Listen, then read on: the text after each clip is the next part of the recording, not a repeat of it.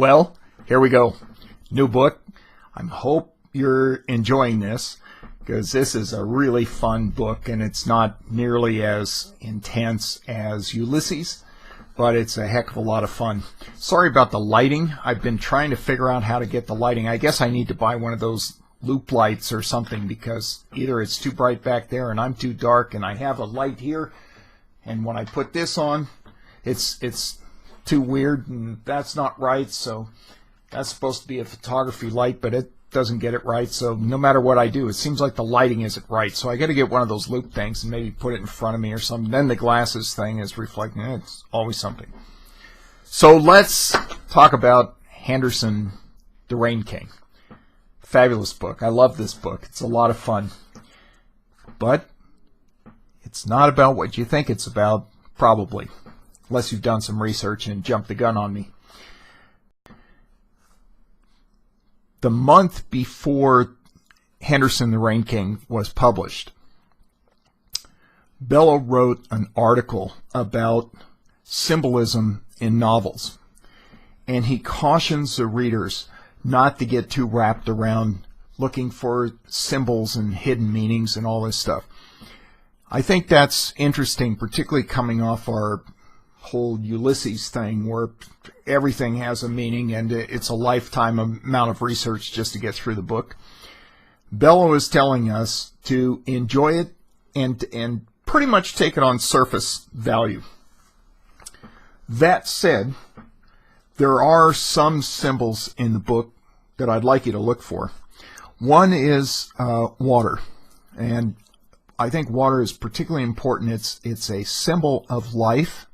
Now, that may be obvious, and particularly when he gets into Africa and there's that event there with the frogs, it's pretty obvious that water is life and all that stuff, and you'll get that.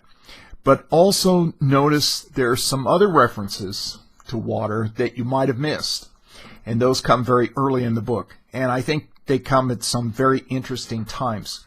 So you want to look for those as well, because I think those references to water are fascinating. Water is life, so look for any place you find reference to water. Now, I said that it's a very interesting book, and it's probably not about what you think it's about. So what have we got? We got this big, oafy, rich guy who's very selfish, very self-centered, a bit of a jerk, really. He talks about wanting to understand life, wanting to know himself. He's got inside this voice that says, I want, I want, I want, I want.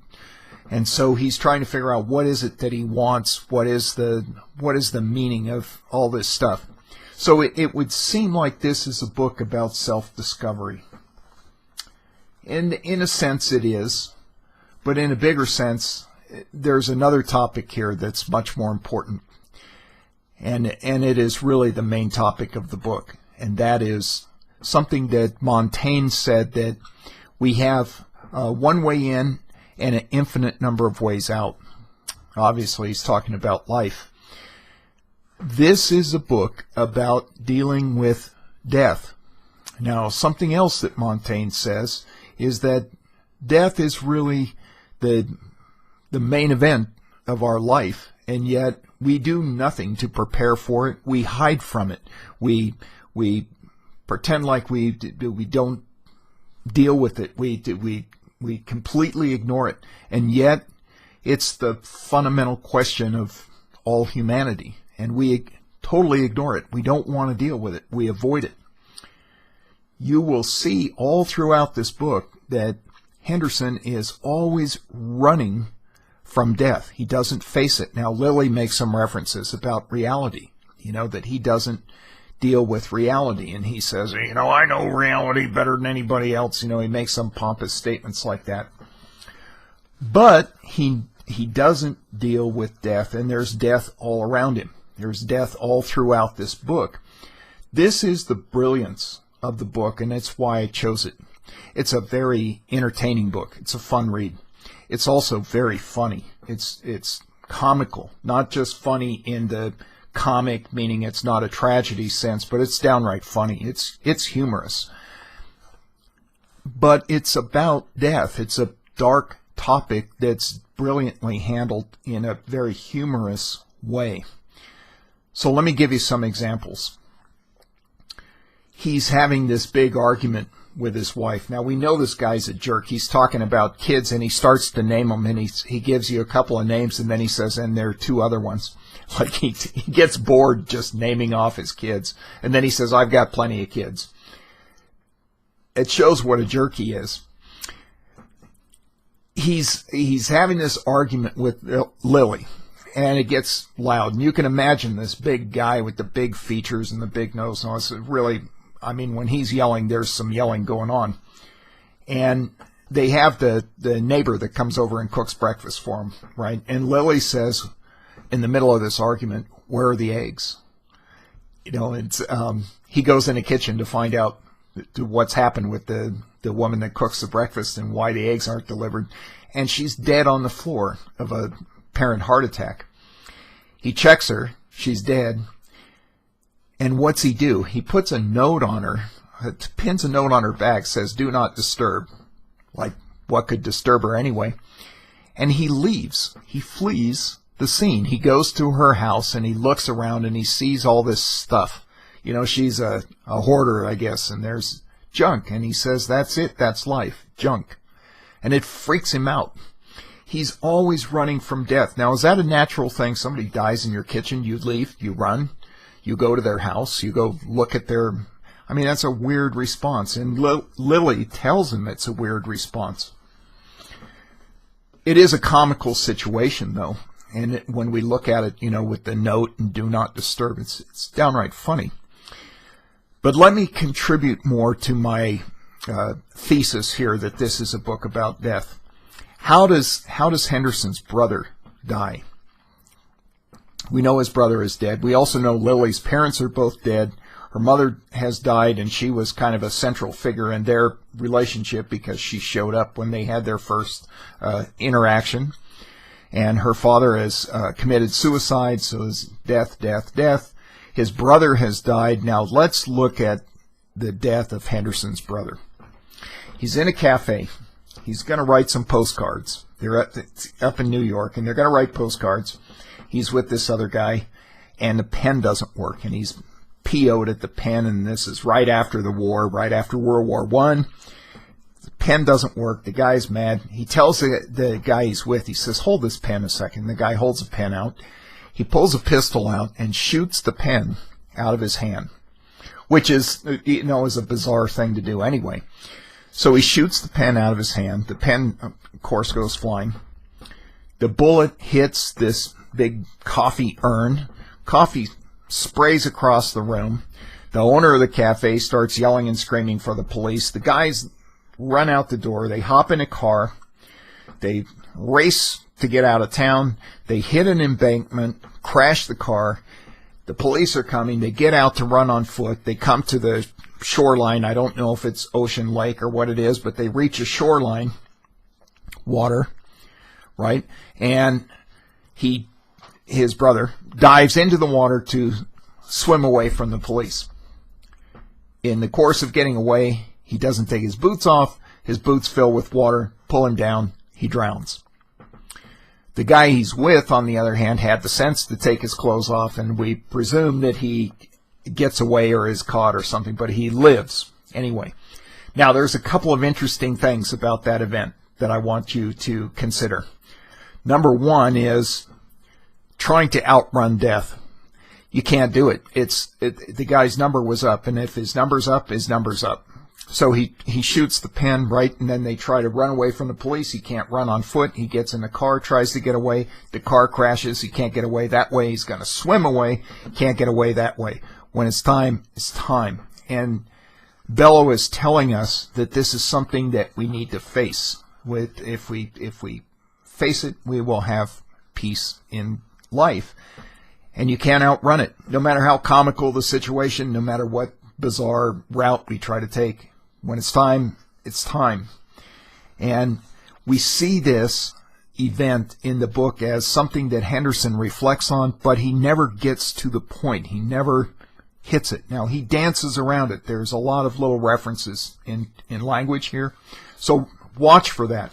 Also, I want to reiterate this idea of water and life. His brother, you notice, does all this running around and dies in water, right? So look for the references of water. Particularly, there's one with Lily when they have their first encounter that I think is very interesting, and see if you can make anything of that.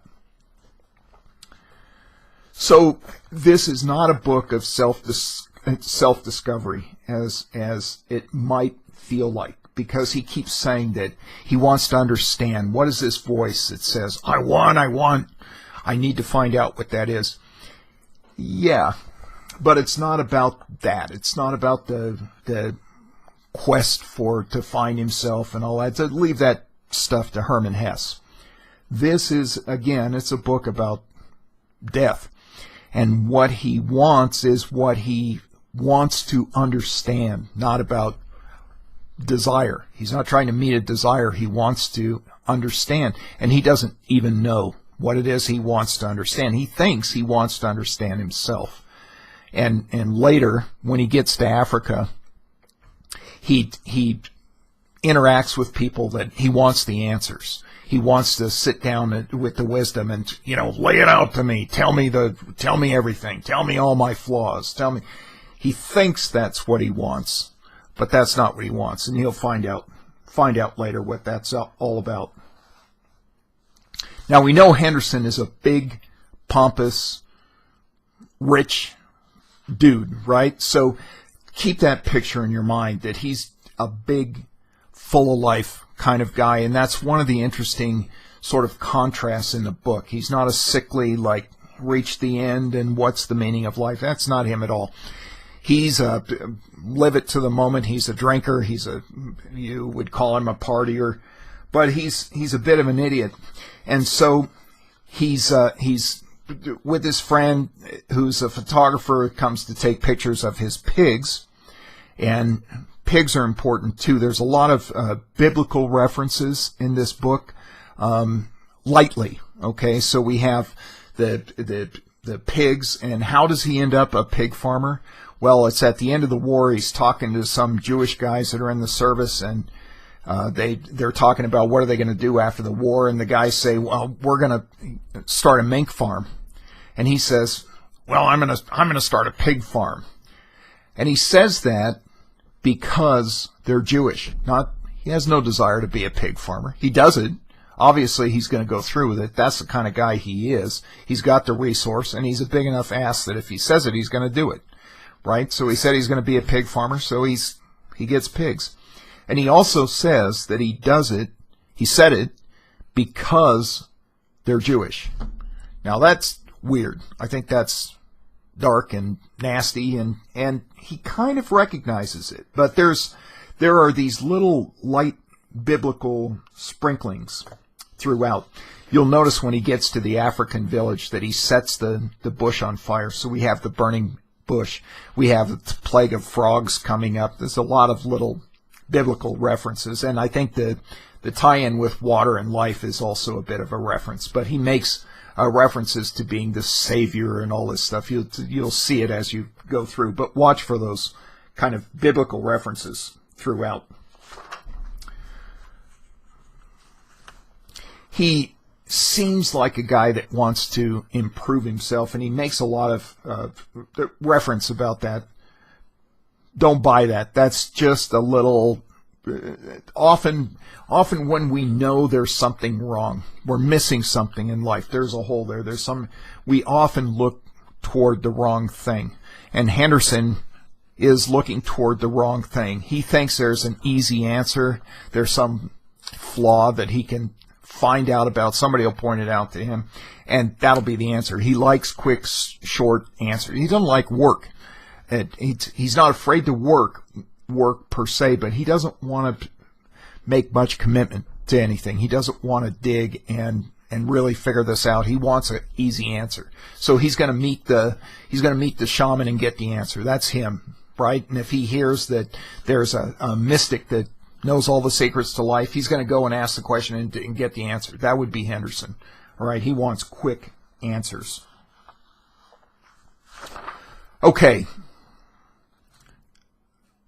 So let me ask you the question. As you were advancing into this book, did it hit you that the central theme of this book is death? It's so funny, and it's so humorous, and there's so many delightful things that happen. It's hard to see it as that. But I'll tell you what, you stay with me to the end of this book, it's going to affect you, and you're going to learn things.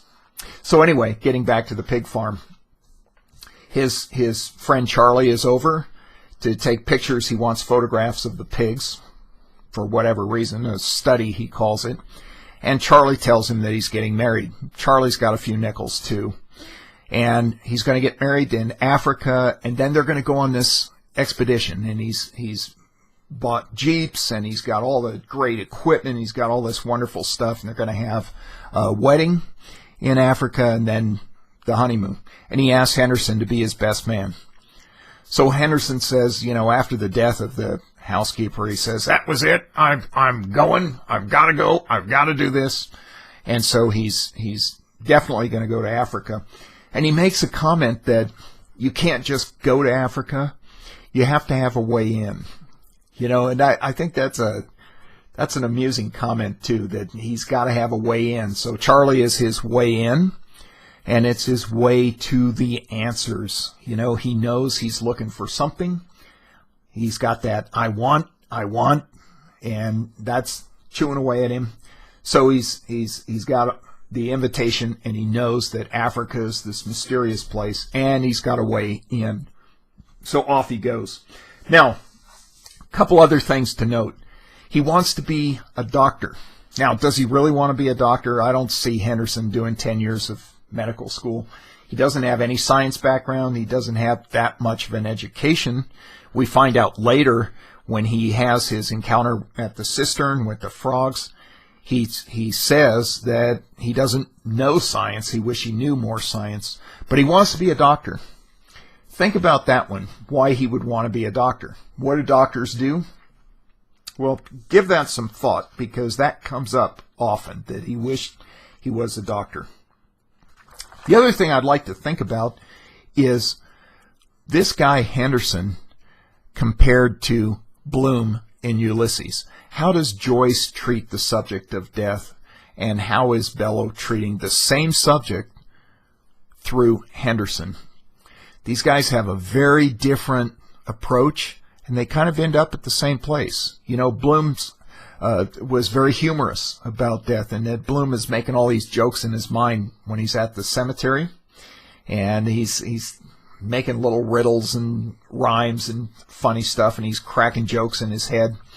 And for Bloom, Bloom is about life, not about death. Henderson, he's ignoring the subject. But compare how these two guys are. Now, I think obviously Bloom is a much better character. He's more compassionate. He's a much more decent guy. But it's interesting to see how these two authors use their central characters to deal with this issue. It's very important. So, now that you know the main theme of the book, I'm curious if you would leave me a comment about whether you realized that was the main theme, because Bellow gives it to us pretty subtly. Did you catch that as the main theme, or did it feel more like self-discovery to you? And how's it feel to you? Are you enjoying it? Is it fun? I'd like to hear your comments about it. So leave me a note. Now, I'm also pleased to announce that I'm opening up a discussion forum so we can interact a little bit more.